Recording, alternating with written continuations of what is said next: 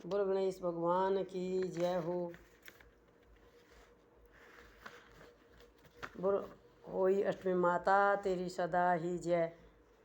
एक साहूकार था जिसके 7 बेटे थे, 7 बहू थी और एक बेटी थी। सब कोई मिट्टी लेने गई। मिट्टी खोदते समय ननंद के हाथ से श्याऊ का बच्चा मर गया। श्याऊ माता बोली कि मैं तेरी कोख बांधूंगी, तो ननंद ने अपनी सारी भाभियों से कहा, लेकिन ननंद के बदले अपनी कोख बंधवाने के लिए 6 भाभियों ने मना कर दिया। पर उसकी छोटी भाभी ने सोचा कि नहीं बंधवाएंगे तो सासू जी नाराज हो जाएगी, तो छोटी भाभी ने अपनी कोख बंधवा ली। अब उसके जो बच्चा होता हो ही 7 के दिन मर जाता। एक दिन उसने पंडिताइन बुलाकर पूछा कि क्या बात है, मेरे बच्चे हो ही 7 के दिन मर जाते हैं। तब पंडिताइन बोली कि सुरभि गाय की सेवा किया कर। सुरभि गाय श्याऊ माता की सहेली है, वह तेरी कूख छोड़ेगी, तब तेरे बच्चा जिएगा।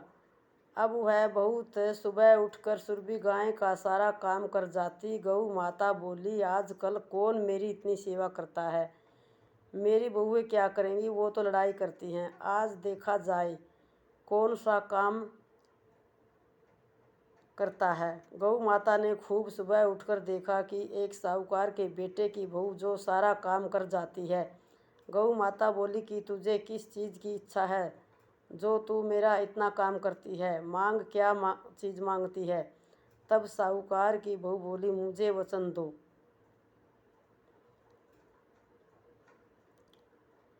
गऊ माता ने उसे वचन दिया। तब साहूकार की बहू बोली कि श्याऊ माता तुम्हारी सहेली है और श्याऊ माता के पास मेरी कोख बंधी हुई है, उनसे मेरी कोख छुड़वा दो।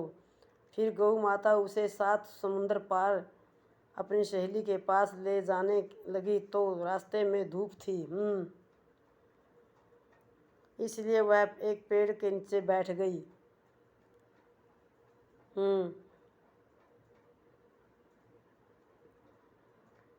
थोड़ी देर में सांप आया। पेड़ पर गरुड़ पंखनी का बच्चा था जिसे वह डसने लगा, तो साहूकार की बहू ने सांप को मारकर डाल के नीचे फेंक दिया और बच्चे को बचा लिया। गरुड़ पंखनी आई, आकर साहूकार के बेटे की बहू के चोंच मारने लगी, तो साहूकारनी बोली कि मैंने तेरा बच्चा नहीं मारा, सांप तेरे बच्चे को मार रहा था, मैंने तो तेरे बच्चे को छिपाया है।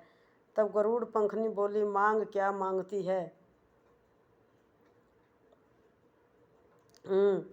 वह बोली कि 7 समुद्र पार श्याऊ माता है, हमें तो तुम उनके पास पहुंचा दो। गरुड़ पंखनी ने अपनी पीठ पर बैठाकर दोनों जनों को श्याऊ माता के पास पहुंचा दिया।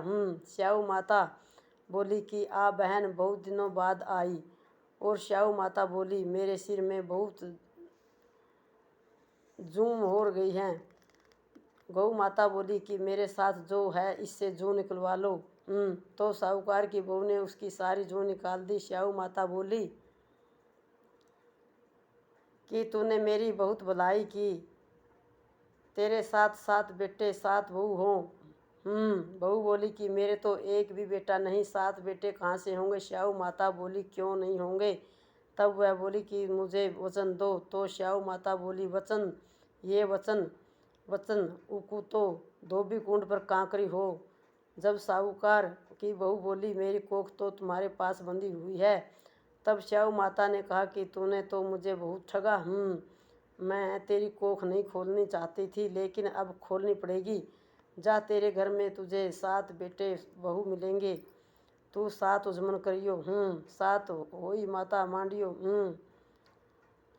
7 कढ़ाई कराइयो। वह घर गई, देखा कि वहाँ 7 बेटे 7 बहुएं बैठे हैं, बहुत धन हो रहा है। उसने 7 होई मांडी, कोई दीवार पर, कोई मटके पर, कोई कहीं। 7 उजमन करे, 7 कढ़ाई करी। उधर सारी दौरानी और जिठानी कहने लगी, जल्दी जल्दी चौका पूजा कर लो, नहीं तो सब कोई रोने लग जाएंगे। थोड़ी देर में उन्होंने अपने बेटे से कहा कि देखकर आओ, आज वह रोई क्यों नहीं। वह देखकर आकर बोला कि चाची तो हो ही मान रही है, खूब उजमन हो रहा है। फिर देवरानी जेठानी दौड़ी दौड़ी गई। उन्होंने देखा कि वह तो कोख छुड़ा लाई। वह सब बोली कि तुमने कोख कैसे छुड़ाई?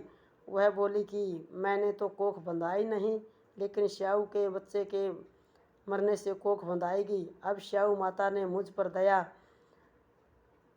करके मेरी कोख खोल दी। हे श्याऊ माता, जैसे साहूकार की बहू की कोख खोली, ऐसे ही हमारी भी खोलना, सबकी खोलना।